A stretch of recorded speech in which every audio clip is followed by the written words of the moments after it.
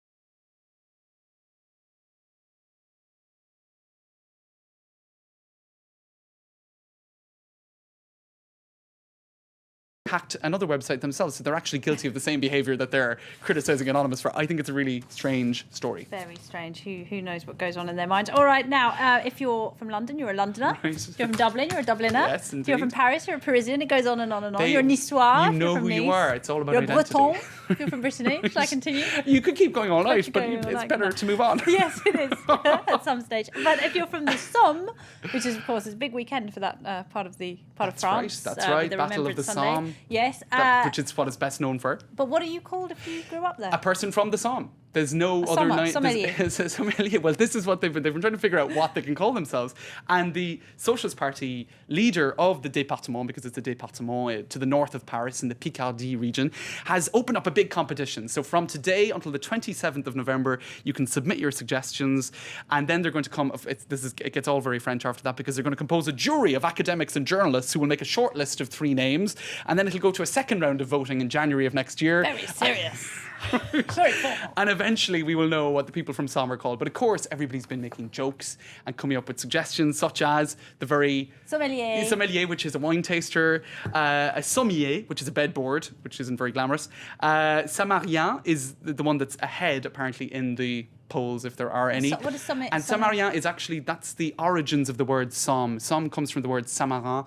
And so Samarien think, would be kind of, I suppose, historically something close to what you should call somebody from La Somme. I think some people have too much time on their hands. Would that be very rude? And by the to say time that? we get the second, the actual result, who knows where we'll be economically. There are other issues, I suppose, at the moment, apart from what to call people from the Somme. More But pressing issues in the world, perhaps. true. Who knows? If you're from Ardèche, you're Ardèchois. are they? Oh, very good. I It didn't goes know on that. and on and on. I could be doing this all night. We'll continue this discussion later. Let's.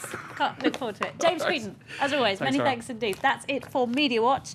And it's time now for web news. And tonight we begin with activists in Syria. They are resorting increasingly to technology in their efforts to overthrow a brutal regime. Take a look.